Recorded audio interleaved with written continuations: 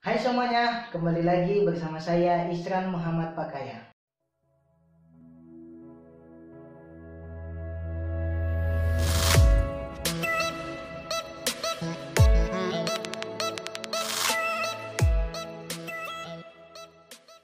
Pada kesempatan kali ini kita akan membahas Q&A tentang banyak sekali pertanyaan teman-teman. Bagaimana jika teman-teman tidak punya KIP saat SMA untuk mendaftar KIP kuliah di tahun 2022 ini. Oke teman-teman, pada kesempatan kali ini akan saya bahas. Di video kemarin saya sudah menerangkan tentang dokumen pendukung untuk teman-teman yang memiliki prestasi namun terkendala ekonomi.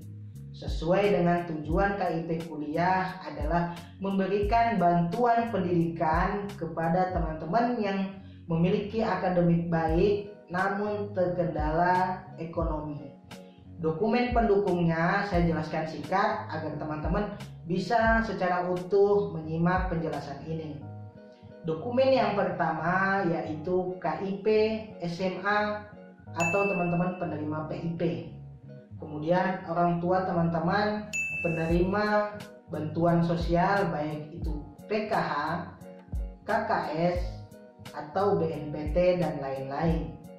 Kemudian yang ketiga teman-teman berasal dari panti asuhan atau panti sosial. Kemudian yang keempat teman-teman terdaftar di DTKS dengan desil kurang dari 4. Serta yang kelima, orang tua teman-teman pendapatannya jika digabungkan baik ayah maupun ibu adalah 4 juta rupiah. Atau paling maksimal jika dibagi dengan jumlah anggota keluarga sebesar 750.000 rupiah. Oke, jelas ya teman-teman dokumen pendukung untuk membuktikan keterbatasan ekonomi teman-teman mendaftar KIP kuliah. Pertanyaan teman-teman, bagaimana jika tidak punya KIP saat SMA? Setelah saya terangkan tadi, teman-teman sudah paham kan? Berarti ada 5 kriteria atau kategori yang berhak menerima KIP kuliah. Jika teman-teman tidak punya satu, berarti teman-teman lanjut ke yang kedua, yaitu orang tua teman-teman memilih penerima bantuan sosial atau tidak. Silahkan tanya apabila mereka punya kartu PKH, KKS, atau bantuan sosial lainnya. Jika punya, silahkan teman-teman lampirkan dokumen pendukung itu. Jika tidak punya, lanjut ke kategori ketiga, yaitu teman-teman yang berasal dari panti asuhan atau panti sosial. Jika tidak, lanjut ke yang keempat, teman-teman terdaftar di DTKS. Jika tidak, teman-teman masih bisa mengurus DTKS ini. Jadi DTKS adalah data terpadu Kementerian Sosial, berarti dikelola oleh Kementerian Sosial sebagai data induk penerima bantuan sosial di seluruh Indonesia, apapun jenis bantuan sosialnya. Jadi jika teman-teman tidak terdaftar, silahkan teman-teman mendaftar ke desa. Silahkan sampaikan bahwasanya teman-teman ingin mendaftar di DTKS. Silahkan membawa kartu keluarga, KTP orang tua, serta dokumen pendukung tentang ekonomi teman-teman, baik itu foto rumah dan lain sebagainya. Setelah teman-teman mendaftar ke desa, desa akan merapatkan, akan memusyawarahkan apakah teman-teman betul-betul layak diberikan DTKS atau tidak. Setelah itu prosesnya akan diteruskan ke kecamatan, ke kabupaten, hingga ke nasional, ke Kementerian Sosial. Setelah teman-teman ditetapkan sebagai penerima bantuan sosial, berhak menerima bantuan sosial, nama teman-teman akan terdaftar di DTKS. Silahkan setelah itu teman-teman print bukti DTKS tersebut, kemudian lampirkan saat pendaftaran KIP kuliah di tahun 2022. Tapi teman-teman, untuk pengurusan DTKS itu cukup lama teman-teman, dari 6 bulan hingga 2 tahun.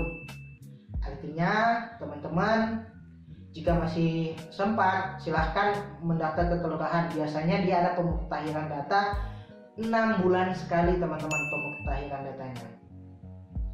Jika tidak sempat lagi, teman-teman masih bisa mendaftar dengan kategori yang kelima, yaitu pendapatan orang tua jika digabungkan sebesar 4 juta rupiah, dan jika dibagi dengan total tanggungan keluarga itu sebesar 750.000 rupiah.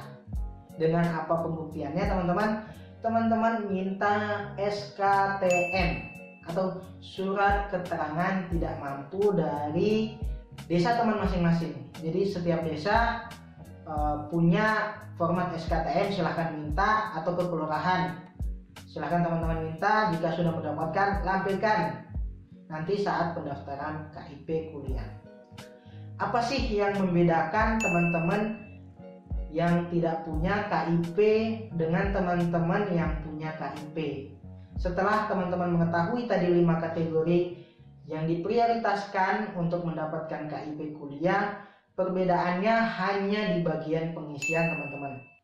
Jadi kalau teman-teman memiliki KIP kuliah, teman-teman orang tuanya penerima bantuan sosial, teman-teman terdaftar di DTKS, jumlah isiannya lebih sedikit dibandingkan teman-teman yang tidak punya kartu sakti tersebut. Oke, teman-teman sudah paham ya. Jadi ketika teman-teman tidak punya KIP kuliah, silahkan usaha ke kategori-kategori lain. Jika tidak punya, silahkan ke kategori terakhir, yaitu menggunakan SKTM. Silahkan dilampirkan di bagian ekonomi kalau tidak salah. Di situ ada kolom pengisian dokumen pendukung keterbatasan ekonomi teman-teman. Jika teman-teman tidak termasuk dalam 5 kategori ini, teman-teman anak PNS, anak TNI, anak Polri, mohon maaf, silahkan teman-teman nanti sudah kuliah mencari beasiswa lain. Banyak kok beasiswa di semester 2, di semester 3 itu ketika teman-teman sudah berkuliah. Oke, itu saja teman-teman jawaban saya untuk Q&A tentang apabila teman-teman tidak punya KIP saat SMA. Oke, itu saja teman-teman penjelasan saya tentang Q&A kali ini. Saya akhiri. Assalamualaikum warahmatullahi wabarakatuh.